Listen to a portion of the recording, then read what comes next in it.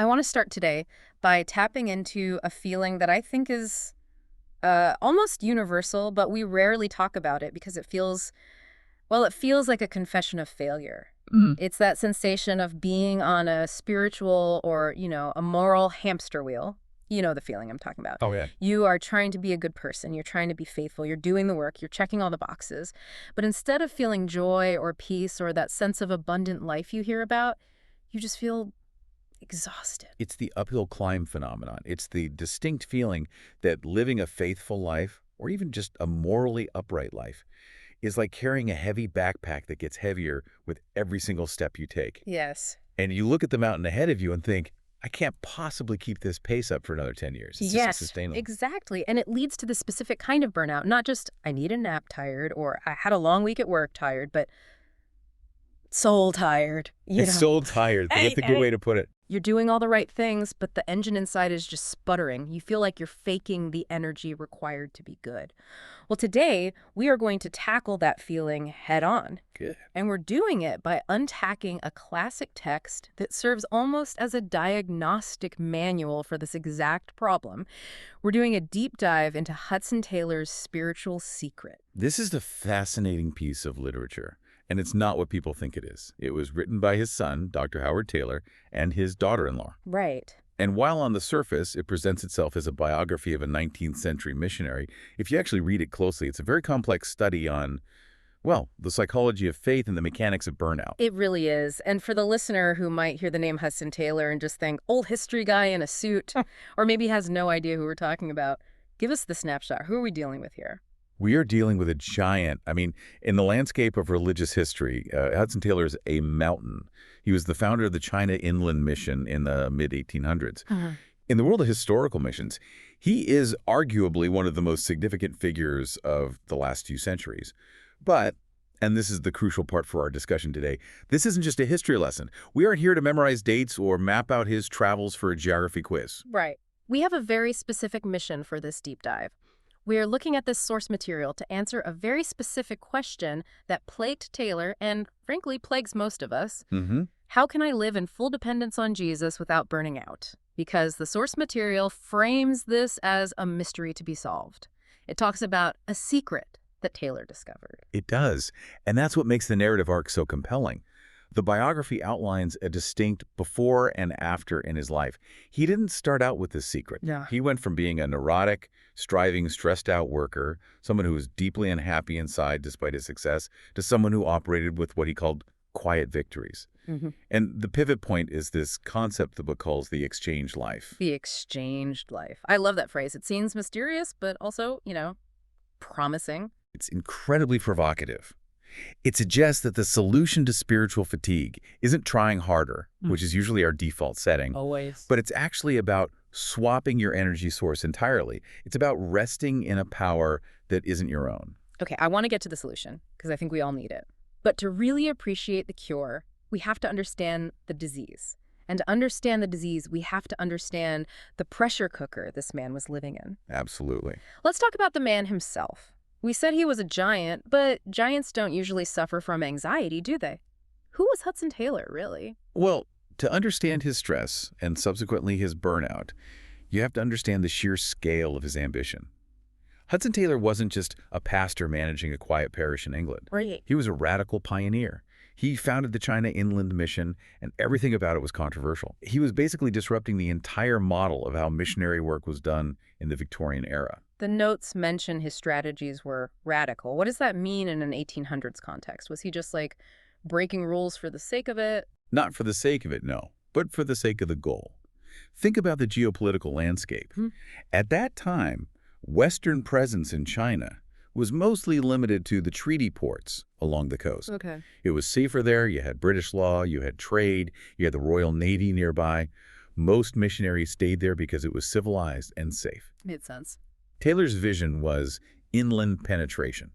He wanted to go into the interior provinces where no Westerner had been, where there was no legal protection, and where the culture was completely, utterly different. So he's intentionally walking away from safety. He's looking at the map, seeing the blank spots where the danger is, and saying, that's where I'm going. He's walking off the map. And he did it with a few specific methodologies that the source highlights, which really ramped up the pressure on him. One of the biggest, and perhaps the most stressful, was faith-based support. This one stood out to me as I was reading the summary. Unpack this, because in modern terms, or really in any terms, it sounds, well, insane. It sounds terrifying. Faith-based support for the China Inland Mission meant that they had a strict policy. They would never solicit funds. What? No fundraising letters, no passing the collection plate, no asking wealthy donors for a check, no subscription lists, nothing. Wait, hold on. So how did they eat? How did they fund travel? How did they build housing? They prayed. That was the policy. They would pray and trust that God would move people's hearts to give without Taylor ever verbalizing the need to a human being. I want the listener to feel the weight of that for a second. Imagine you run a startup. You have hundreds of employees. You have rent, logistics, travel costs. And you have a rule that says you cannot ask investors for money. You cannot send invoices. You just have to sit in your office and hope the money appears in the bank account. It requires a level of psychological fortitude that is hard to imagine. You are entirely dependent on whether God answers that prayer today. Yeah. If the mail comes and there's no check, you don't eat. If the mail comes and there isn't enough for the boat ticket, the missionary doesn't go.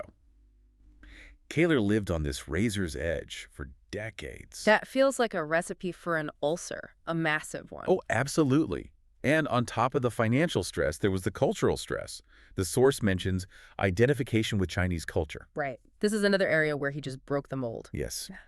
At that time, most Westerners in China, merchants, diplomats, and missionaries, they kept their Western dress and customs. Yeah. They wore the heavy Victorian suits, the top hats.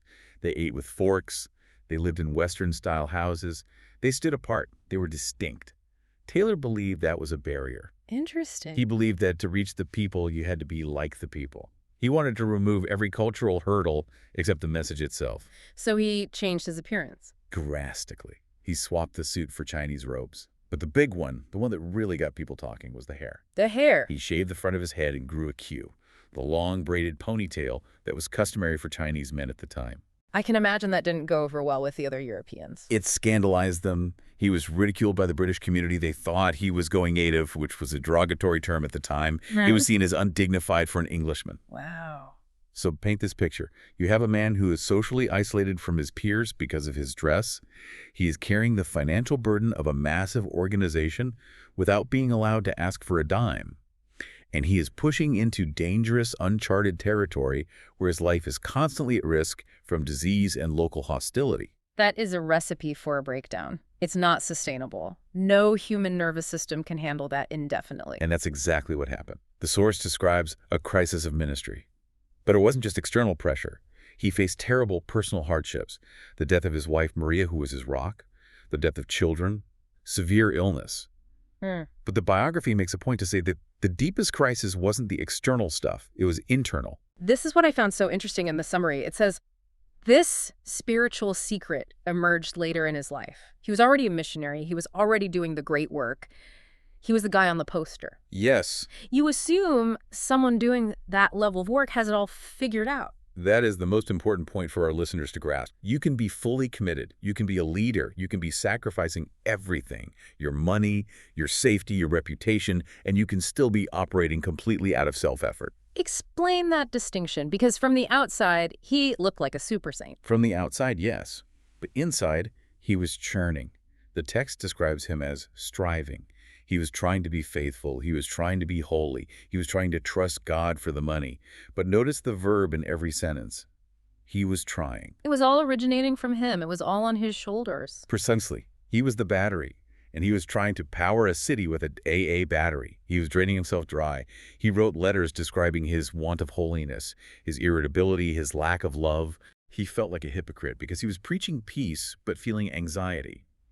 He was preaching about a burden-bearing God, but he was carrying the burden himself. That is such a relatable contradiction. I'm preaching peace, but I'm having a panic attack. It's the imposter syndrome of the soul. It is. He felt that he was failing the very God he was serving. And that brings us to the pivot. The source contrasts his state vividly. It says he moved from striving in his own strength to resting in Christ's sufficiency. The exchange life. Exchange life, that's it. So let's get into the mechanics of this change, because if we just say he started trusting God, that sounds like a bumper sticker. It's too simple. It doesn't help me when I'm stressed at 2 a.m. Right. What actually changed in his theology and his experience? It wasn't just a mood swing or a decision to think positive. It was a theological breakthrough. The source material references two key biblical passages that Taylor suddenly saw in a new light, thanks to a letter from a friend named John McCarthy. Okay. One is John 15, the image of the vine and the branches. The other is Galatians 2:12 year. I have been crucified with Christ. Exactly. It is no longer I who live, but Christ lives in me. And the summary explicitly contrasts two ways of viewing Christian growth, or really any kind of moral growth: imitation versus union. Okay, stop there. This distinction seems to be the linchpin of the whole book. Right. Break down imitation for us, because that sounds like what we're taught to do from Sunday school onwards. Yeah. What would Jesus do? Right. Imitation is the default mode for most people. Mm-hmm. We look at Jesus, we see his patience, his love, his courage, his selflessness, and we treat him like a role model. Mm-hmm. We say, okay, Jesus was patient with annoying people. I have annoying people in my life. I need to try really hard to act like Jesus. That feels noble. It feels like the right thing to do. So why is that a problem? It is noble, but the source argues it is functionally impossible. It's an external copying mechanism. Think of it like this. Imagine a statue made of marble trying to imitate a marathon runner. You can paint the statue to look like the runner. You can dress it in running gear. You can even pose it in a running stance. But the statue doesn't have the life of the runner inside it. It can't run. So imitation relies entirely on your own willpower to mimic the behavior. Yes. And your willpower is a finite resource. It's like a muscle. It gets tired. So you start the day trying to be patient. That's imitation. Then you get a flat tire, your kids scream, and you get an angry email from your boss. Yeah. Your willpower battery drains. Eventually you snap. And then what happens? You feel guilty. You feel like a failure. You think, I'm not a good Christian because I snapped. Exactly. And then you promise to try harder tomorrow. Tomorrow will be better. That is the cycle of striving. That is the hamster wheel. And that is where Hudson Taylor was living. Which leads directly to the burnout. Okay, so imitation is the problem. The source says union is the answer. How is that different? Union isn't about copying Jesus. It's about the belief that Jesus is actually living through you. Okay, go back to the statue analogy. How does union change that? In union, the statue doesn't try to run. The spirit of the runner enters the statue and brings it to life. The statue isn't mimicking the runner. The statue contains the runner. I see. Or, to use the John 15 analogy, which Taylor loved and which really unlocked this for him, the vine and the branch. This is the agricultural metaphor. Right. And you don't have to be a farmer to get this. Yeah. Think about a branch on a grapevine. Does the branch sit there, straining and squeezing itself, face red, veins popping out, trying to pop out a grape? I must produce a grape. I must produce a grape. No. No. That would be ridiculous. If you saw a branch doing that, you'd think it was broken. The branch doesn't have a great production quota it has to stress about. Right. The branch has one job: stay attached to the vine. Connection. Connection. If the branch is connected, the sap, the life of the vine, flows into it naturally. The sap causes the fruit. The branch is just the channel. Taylor realized he was trying to squeeze out fruit patience, love, funding, endurance, instead of just staying connected to the sap. The source uses the phrase, cease your striving. Rest in the reality that Christ lives in you by the Spirit. But I have to play devil's advocate here. Please. I hear this and I think, okay, that sounds nice, but it also sounds lazy. If I cease striving and just rest, doesn't that make me passive? Do I just sit on the couch and wait for Jesus to do the dishes? Do I stop planning for the mission trip? That is the classic objection. It's the fear of quietism, the idea that you just float through life like a leaf on a stream. But the text addresses this paradox. It's not a passive rest, it's an active dependence. Define active dependence. How is that different from passivity? Passive means I do nothing. Active dependence means I do everything, but I do it with a different fuel source. Okay. The Force argues that in our flesh, our own natural ability, we are bound to fail. So the work we do isn't the work of generating the result, it's the work of reckoning. Reckoning. That's a specific word the source uses a lot. Reckoning ourselves dead to sin and alive to God. Sounds a bit old-fashioned. It is, but it's precise. It's an accounting term, actually. To reckon means to count something as factual in your ledger. It's a mental and spiritual assertion. You wake up and you look at your day, you see the stress, and you say, I reckon, I count it as true, that I cannot do this. I am dead to the idea that I have the resources. But I also reckon that Jesus is alive in me, and Yeah. he has infinite resources. So I am trusting him to do it through me. So the striving is replaced by trusting. Yes, it's a shift in focus. Instead of focusing on the task, you focus on the source. And strangely, as the summary suggests, doing less of the self-effort leads to more fruitfulness. Why? That seems mathematically impossible. Less effort equals more result. Because the power source is infinite. When Taylor stopped trying to carry the burden of the China Inland mission on his own shoulders, when he realized, wait, this is God's mission, not mine. If God wants to fund it, he will. If he doesn't, he won't. The crushing anxiety vanished. And because he wasn't wasted by anxiety, he became more effective. He had more energy because he wasn't burning it all up on worry. It really changes the definition of success. It's not about how much I grind. It's about how open the channel is. Precisely. Connection over grinding. It's about being a conduit, not a generator. I want to dive into the specific words Hudson Taylor used to describe this because the source provides two really powerful quotes that I think anchor this whole concept. Let's look at the first one. This is what he wrote to his sister when the secret finally clicked. This is the sufficiency quote. It's beautiful. He wrote, "It was in blessed reality, Christ liveth in me, and how great the difference. Instead of bondage, liberty. Instead of failure, quiet victories within. Instead of fear and weakness, a restful sense of sufficiency in another." There is so much packed into those few lines. We really need to dismantle this to get the full value. Okay, let's start with instead of bondage, liberty. What kind of bondage is he talking about? He wasn't in jail. He was a free man. He's talking about religious bondage. The bondage of the ought to. I had to pray more. I had to work harder. I had to feel more spiritual. When your life is driven by oughts, you are a slave to performance. You are constantly measuring yourself and falling short. That is a heavy chain to wear. It makes your faith feel like a prison. And liberty. The liberty is the freedom from having to perform to earn God's approval or to sustain his own spirituality. It's the relief of saying, I can't, but he can.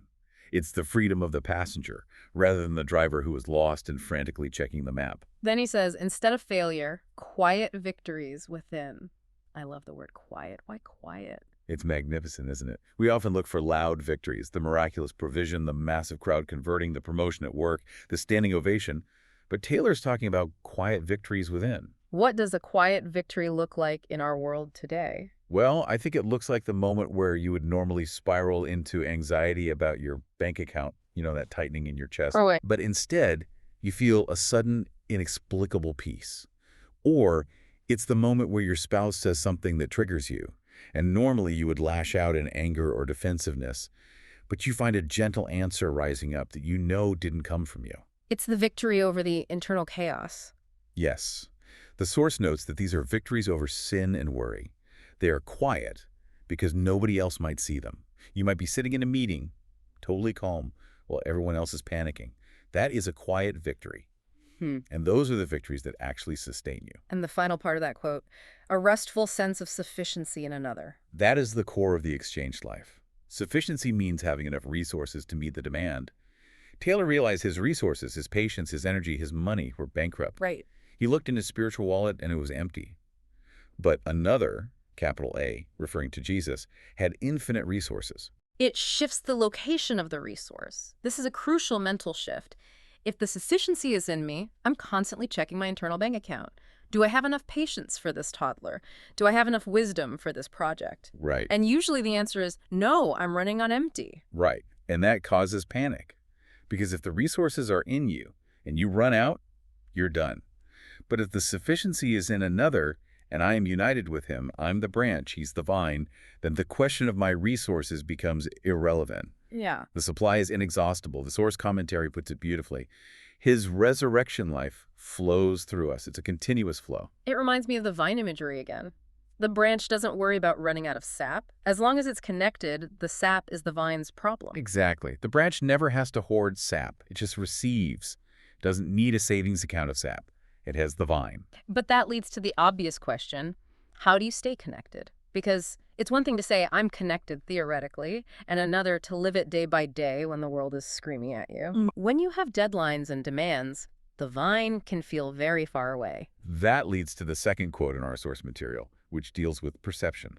How do we maintain that connection in the midst of chaos? Let's read that second quote. This one reads like a prayer. He says, Lord Jesus, make thyself to me a living, bright reality, more present to faith's vision keen than any outward object seen, more dear, more intimately nigh than e'en the sweetest earthly tie. This moves us from theology to psychology. This is all about what feels real to you. A living, bright reality. That's a vivid phrase. It is. The source analyzes this as intimate communion with Christ over all else. You see, for many people, even very religious people, Jesus is a historical figure. Sure. He's someone we read about in a book, or he's a theological concept, the Savior, the Redeemer. We believe in him, but we don't perceive him. We don't feel his presence in the room. Taylor is praying for him to be a reality. A bright reality. That implies high definition. It implies something you can't miss. Yes. Think about when you are in a room with your best friend or your spouse. Mm-hmm. You don't need faith to know they are there. You see them, you hear them, you feel their presence. They are a bright reality to your senses. Right. Taylor is asking for that level of awareness of Jesus, but through faith's vision. He compares it to any outward object seen. That's a bold comparison. It is. He's saying, Lord, make your presence more real to me than this table, than this house, than the problem sitting on my desk. And that's the challenge, isn't it? The problem on the desk, the bill, the medical report, the angry email, that feels incredibly real. It has weight. It has color. It screams for our attention. It triggers our adrenaline. It assaults our senses. Ugh. We see it. We touch it. That's why the source emphasizes faith's vision. Living in dependence requires a shift in focus. It means choosing to believe that the invisible God is more substantial, more present, and more powerful than the visible problem. Okay. It's about calibrating your internal eyes to see what isn't physically there but is spiritually true. It's almost like training yourself to see a second layer of reality. That's a great way to put it. It's overlaid on top of the physical world. So you see the angry email, but overlaid on top of it, you see the sovereign God who is in control. The source also mentions intimately nigh than e'en the sweetest earthly tie. He's talking about family there. He is. And remember, Hudson Taylor was a deeply loving man. He loved his wife, Maria. He loved his children. He wasn't a stoic, but he realized that no human relationship, no matter how wonderful, could sustain him the way his relationship with Christ could. Right. Humans die. Humans fail. Humans aren't always there. Even the best spouse cannot handle the weight of your soul. The source notes this refutes the idea of Christ as a distant figure. Exactly. You can't draw strength from a distant figure. You can't get sap from a vine that is in the next field. You need a living Savior who dwells within. You need immediacy. So, practically speaking, the source suggests active prayer is the way to this. Yes. The commentary suggests we should ask the Spirit to make Jesus vividly real amidst distractions. It's not something you just grit your teeth and imagine. You can't force yourself to feel God's presence. You pray for it. You say, God, open my eyes. Help me see you in this mess. Make yourself real to me right now. So we've got the theory, the exchanged life. We've got the experience, quiet victories and a bright reality. Now, I want to land the plane. I want to make this actionable. How do we, the listeners, who aren't 19th century missionaries in China, who are accountants and teachers and parents, how do we actually live this out? The source material gives us a very logical progression if we synthesize the biography and the quotes. It's not a magic spell, but it is a definite path that Taylor walked. Walk us through it. Step 1. Step 1 is stop striving. Easier said than done. How do you just stop? You have to reach the point of admitting that self-effort leads to failure and bondage. You have to hit that wall where you say, I can't do this anymore. Right. As long as you think you can manage it with just a little more coffee, a little better time management, a new app, or a self-help book, you won't surrender. So embrace the burnout. In a sense, yes. Let the burnout point you to the fact that your fuel source is the wrong one. Don't just try to fix the burnout. Listen to what it's telling you. It's telling you that you are running on battery power and the battery's dead. Okay. I admit I can't do it. I'm dead in the water. Step 2. Step 2 is reckon. We talked about this. Actively believe what Galatians 2:20 says. This is a mental discipline. You have to rewrite the narrative in your head. Give me an example, Script. What does that internal monologue sound like? Okay, let's say you have a high-stakes presentation. You wake up, you feel the anxiety. The old script says, I have to crush this, or I'm a failure. It's all on me. The reckoning script says, I reckon, I count it as true, that I am dead to the need to impress these people. I am dead to the fear of failure, but Christ is in me. He is articulate. He is wise. I am trusting him to speak through me. It's cognitive reframing based on theology. You're talking back to your anxiety with truth. Exactly. You're aligning your thoughts with the spiritual reality. Step 3 is the exchange. Accept the trade. This is the transactional prayer. What does that look like? It's very simple. Lord, here is my anxiety. I'm giving it to you. In exchange, I take your peace. Lord, here's my weakness. I take your strength. Lord, here is my anger. I take your patience. How often do you do that? As often as you need to. You might have to pray that 50 times a day initially. It's a breathing exercise for the soul. Yeah. Exhale the self-effort.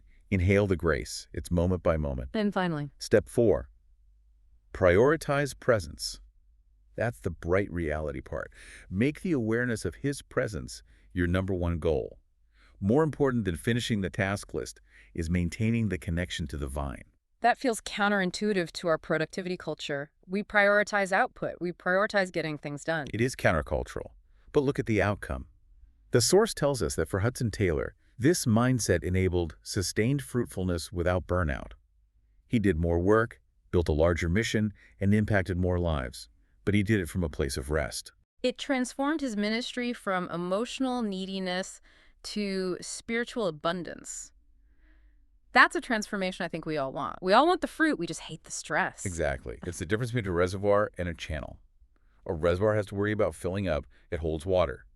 If it doesn't rain, it dries up. Right. A channel just lets the water flow through from the river to the valley. Taylor learned to be a channel. The channel doesn't worry about the water supply. The river does.